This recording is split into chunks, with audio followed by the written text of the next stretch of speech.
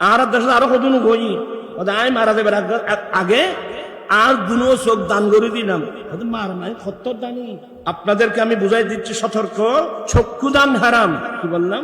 চক্ষুদান হারাম। কেন? দানের জন্য শর্ত হলো মালিক হতে হবে। আপনি একটা জিনিস দান করতে চাইলে আগে সেই জিনিসের আপনি কি হতে হবে? মালিক হতে হবে। আমি চোখ ব্যবহার করতেছি, কিন্তু এই চোখের মালিক কি আমি? এই চোখের মালিক যদি আমি হতাম, আমার ভাইয়ের চোখের চশমা দিয়েছেন, আমার ভাইয়ের চশমা দিয়েছেন, আমি মালিক হলে চশমা দেওয়ার প্রয়োজন কি? আমি নিজে নিজে ফবার বাড়িয়ে দিতাম, আর ফবার কবে কেন? তাহলে চোখের অনেক সময় ফবার চলে যায়, চোখের মধ্যে ভাইরাস আছে, আমাকে চিকিৎসা করতে হয়।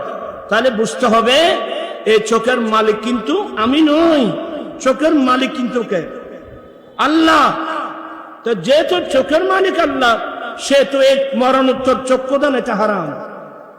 আর আমি তো, আমাকে যদি আপনি কয়েক হাজার কোটি টাকাও দেন, আমি কিন্তু দিব না। কেন দিব না? আমার দুটা চোখ রাখছি, আমার মৃত্যুর পরে আমাকে যখন তোমরা কবরে দেবে, কবরের মধ্যে আমার দয়াল নবী আসবে, এই চোখে আমি আমার দয়াল নবীকে আমি দেখব। আসবে না?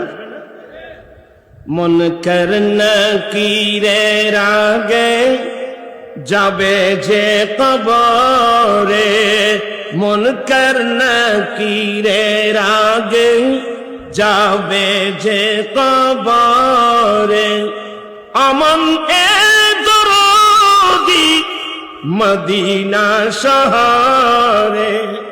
আমি আমার মৃত্যুর পর যখন তোমরা আমাকে কবর দেবা, নবীর হাদিস মোতাবেক আমার কবরে দুজন ফেরেশতা আসবে, মুনকার আর নকির। কিন্তু মুনকার নকির আসার আগে আগে আমার একজন দরদি ব্যক্তি আমার কবরে আসবে, তিনি আমার দয়াল নবী, যিনি মদিনাতুল মুনাওয়ারায় আছেন।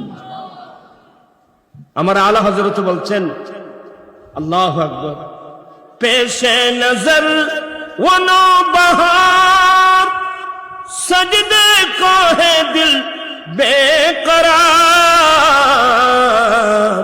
अरे रुकिए सर को रुकिए, हाँ यही इम्तिहान है। চিৎকার দিয়ে বলুন সুবহানাল্লাহ। একটু দূরে চলে আসলাম।